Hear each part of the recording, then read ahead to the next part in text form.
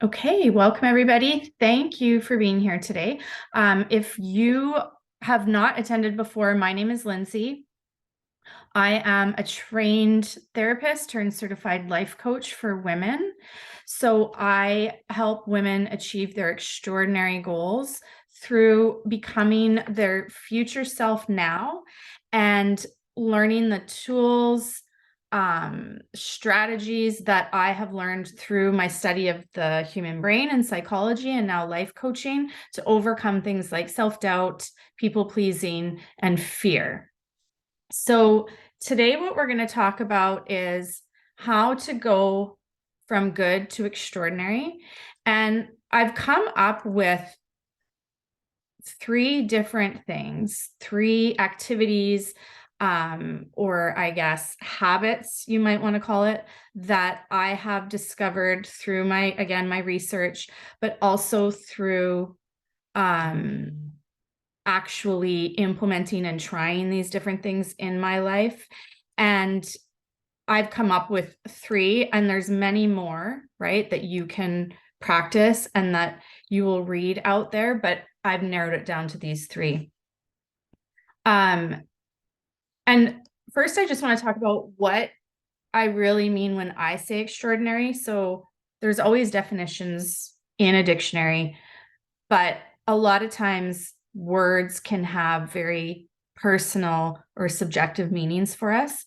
And so I just wanted to kind of bring you into, I guess, my world in creating this information and what I define as extraordinary. So for me, it's like when I think about my life, I think about doing what lights me up as to opposed to what I think I should do. So for me, I believe that women are socialized to be a certain way, and that we think being a good person means doing certain things in the society and following a certain set of rules. And so for me, kind of like bucking that system and doing what I really desire would be extraordinary. Believing in possibilities for myself that are outside of the norm, right? Again, outside of what society or maybe our family or our religion, all of these different things tell us is possible for us. And then the last thing I think about is pushing myself then outside of that comfort zone to continually see what I'm made of. So trying new things, trying things that I didn't think I was going to be capable of, trying things that frighten me. And this can be in your business if you're a business owner, or it can be in your personal life.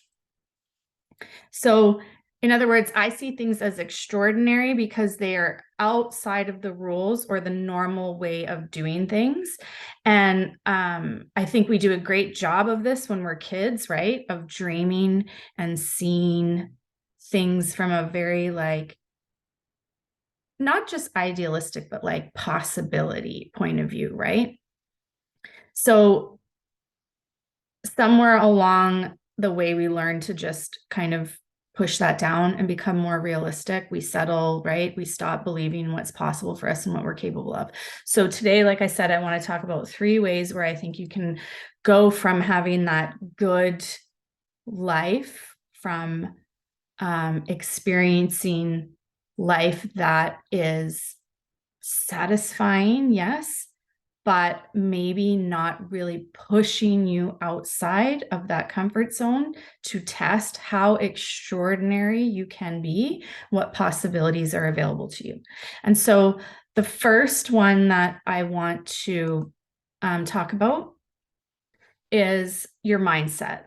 So I talk about this a lot because it's important. And if you do just one thing out of everything that I'm talking about to grow yourself, this is the one that you want to choose. Okay. So this will help you, right? When you work on your mindset, you become aware of the beliefs that you hold about yourself, about what you think you should be doing, right? And what you believe is possible for your life, what you think is capable of. When you become aware of that, right, you're able to get curious about it, right? And that is the key. is to first become aware of the beliefs, and maybe in this case, we want to say limiting beliefs you have about yourself and your life, right? And then get curious. And what I mean by that is like literally just ask why, and ask it again and ask it again. Like for every answer that you come up with, keep going a little bit deeper. This will get you to the root of your belief. And more importantly, it will help you to discover what that belief is protecting you from, right? Because when we believe something deeply, it motivates our actions, sometimes inaction. And you can bet that if you're doing anything in your life, it is because you're getting some sort of payoff. And it's usually in the form of safety, right? Some type of safety. So once you know this, you can ask yourself, do I want this safety, right? Do I need it? Do I want to continue believing this, or would I like to believe something different so that I can get something different? And when you do decide that you want to believe something different, right, the key is to focus on what I call useful thinking, not positive thinking. So positive thinking won't get you anywhere if you don't believe it. So if you're thinking something like, right now I'm working with a lot of women that are actually starting their own businesses. So a common thought they might have is, I don't know how to run a business. Positive thinking might be something like, I know exactly how to run a business. But if you don't believe that, right, it won't have any impact for you. You won't shift anything. You want to go to a thought that is useful. And that means that your brain believes it and it motivates you to start taking action towards what it is you want. So an example of a useful thought here might be, I can figure out how to run my business. And that might feel much more believable to you, right? Because it's not saying you know what you're doing, right? But it's going to drive a certain feeling, probably something like determination, commitment, whatever that is for you, that will allow you to start taking action. So I can figure out, it's useful and believable, but not necessarily the most positive, right? And so that's the most important thing to remember when you're thinking about your mindset: useful versus positive, something that is believable for you. The next thing that I've found to work is having a really, really well curated morning and evening routine. Okay. So you want to up level, in other words, your morning and evening routines. I've done a ton of research on this, a ton. I love it. And I've found, and not just found through my reading, but actually through testing and going through multiple iterations of my own morning and evening routine, that what really works and what creates a strong morning routine and a successful day is having an evening routine. And here's why, right? In the evening, you're setting yourself up. So, for example, you want to unplug from work and recover. It's very important. In the same way that when you're working during the day and you want to really focus and get into that flow where you're really getting things done and you're being creative and you're fully attuned to your work and not being distracted by your phone, by email, by your family, for example, you want to do the same thing in the evening. Unplug, rest, and recover. In psychology, we call it psychological detachment, right? Don't be half on and half off. Be fully on during the day when you're focused on your work, and be fully off and in with your family, your friends, your hobbies, like whatever it is that you're doing. So that's the first thing in the evening.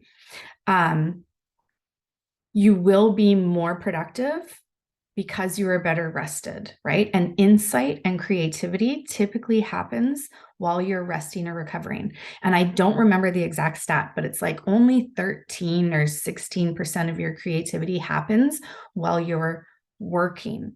The majority of it happens during rest and recovery. So that's a really important thing to get for yourself in the evening. And then about 30 to 60 minutes before you go to bed, you want to shut off all devices, right? TVs, phones, iPads, and do a couple things. First, find gratitude. You can do this any way that works for you, right? It could be journaling, it could be meditation, it could be prayer, okay? Whatever works for you, find gratitude for the day, and then identify 1 to 3 priorities, not more, right? 1 to 3 priorities that you want to focus on for the next day and write them down. This will help you wake up with purpose, so you won't be confused when you wake up, right? You can allow yourself to go into confusion when you wake up because you've already written it down. And the subconscious actually goes to work for you overnight while you're sleeping, thinking about these priorities. Okay. And so the more you practice this, what will happen is you will wake up, you will know what your purpose is, right? You'll have your 1 to 3 things, and you'll start getting downloads from your subconscious that it worked on the night before. And so, really, what you want to do is get really specific with those thoughts that you write down the night before so that you wake up with ideas and insights, right? For what you are working on. It's really cool. And so in the morning, before you focus on inputting anything into your brain, right, through any type of information, give yourself time to learn, think, and strategize. And what that includes for me is usually some type of journaling and meditation, right? Journaling where I'm outputting whatever it was that my subconscious worked on the night before. Meditating on new beliefs for me that I want to use to help me create whatever it is I'm going to create that day. And then spend the first 90 minutes, at least 90 minutes to 3 hours, creating something or taking massive action towards your future self, right? Based on those 3 priorities you set out the night before. So use the first 90 minutes to 3 hours of your day, not to look at social media, check your email, check the news. You want to download information, right? Spend time meditating or visualizing, whatever you want to call that for yourself, and then use 90 minutes to 3 hours to create, okay? The morning is typically peak time for your brain. And so we want to get in what is important, not what is urgent. Okay. And this really sets us up to have an extraordinary day. And then the last thing I want to talk about is daily habits in general. So you want to try to up level as many daily habits as you can. Okay. And what this means is that you are removing low level habits, or habits, in other words, that do not align with your future self, right? And begin to add new ones that do. This concept, I'm sure he's not the only one that has talked about it, but I got it from Dr. Benjamin Hardy, which you'll hear me talk about. He's what I call my mentor, one of my mentors. It just made a lot of sense to me to look at my habits and think about how was my future self, right, spending her time, and was it in the same way I currently am? In some areas, the answer is going to be yes, right?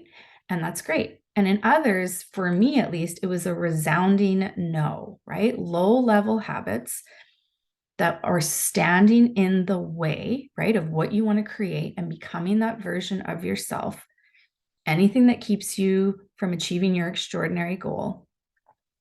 And those for me looked like things like spending way too much time on my phone, right? Scrolling social media, online shopping, being half in and half out, in the sense that I'd be checking my email at night, maybe responding while I'm watching a TV show with my husband, or while I'm supposed to be interacting or playing with my son. And so it was also, like I've talked about this before, like drinking red wine. It was just a habit. I always had a glass or 2 of red wine during the week, and so on. And so I looked at some of these habits and I was like, I don't think that a 6 or 7 figure business owner spends her nights scrolling her phone, drinking red wine, being detached from her family and from things that really bring her joy. I don't think she's like online shopping all the time to distract herself. I don't think she's getting caught up in everything on her phone to the point where she doesn't go to bed on time and then wakes up tired and unable, right, to have her morning routine. So all of these things were just habits that I noticed I wanted to up level. Okay. And it's interesting to note that this, another way you can look at this is, how is the time you're spending aligned to your values, right? So when I looked at it, it was like one of my top values is connection. And yet I was spending a lot of time on my phone. So there was misalignment there, right? So you can look at that too and say, how are my habits aligned to my values? And do they move me closer to my extraordinary goal or further away, right? Anything that moves you further away that doesn't align is a low level habit that you want to start eliminating, right? Dr. Benjamin Hardy talks about this, or about replacing the low level habits with higher quality ones. And so I'll just give you some examples. Like if you want to replace social media, you might start reading books, right?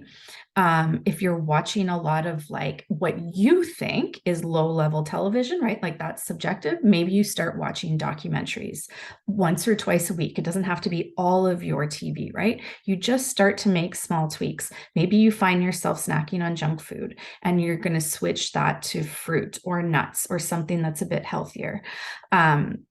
Maybe you're eating out a lot, and so you want to bring that home. And so you're going to start to find recipes maybe that imitate like the food that you eat out, but you get to make it at home. And so you know the ingredients that are going into it. So all of these are just examples of small ways we can up level our habits to help us reach our extraordinary goals, right? Help us become the elevated version of ourselves. But I also think of like how it elevates your thinking, your health, right? All of these things. Like if I'm better rested, right? My thought process is clearer. I have the energy to do what I need to do during the day. If I'm putting proper food in my body, I feel better, right? If I'm learning and reading high quality information, I may get inspired, right? And it can help with my creativity and help me with my clients and how I can teach, right? So all of these things, they're kind of small tweaks, but they really just bring you to that next level and make reaching your extraordinary goal easier, right? When you combine these three things that we've just talked about, right, and we look at the strong mindset, the daily habits, and your morning and evening routines, you set the foundation that is necessary to go from good to extraordinary, right? And so I just kind of encourage, challenge you, right, to look at the beliefs that you're currently holding and how you can start to think in just a 1% more useful way. Check out your morning and evening routines and ask yourself if they're really setting you up to feel your best and be able to have the energy to be creative and fully invest in your work during the day, and then unplug and fully invest in your personal life at night. And then just start taking a look at your daily habits and say, where do I want to make small tweaks so that I can just upgrade, right? I can up level a bit and make reaching my goals, make having this extraordinary life, one, a bit easier, and two, I think a bit more of your reality, right? You start to act that way now. You're living an extraordinary life now because you're up leveling all of these areas of your life. Okay, so that's what I have for you today. I want to welcome you, if you are here or if you're watching the replay, to schedule a coaching session with me. This is a gift from me to you to go deeper into this work, accelerate the timeline of achieving your extraordinary goal. You can use the link that's on the screen to schedule that. This is a time for you, right? This is 100% for you. It's my gift. I always tell people there are no strings attached. I don't actually even talk about sales or what it is to work with me until you have an experience with me. So if this is something that interests you, please go ahead and schedule that. If it's not, but you think there's someone in your life that is, please share this gift with them as well. I'd love to help them, help them reach some sort of insight that they're needing to have right now, right? Help them to believe in the possibility of their life a bit more, whatever that is. So thank you for being here. I hope to see you next week, and have a great rest of the week.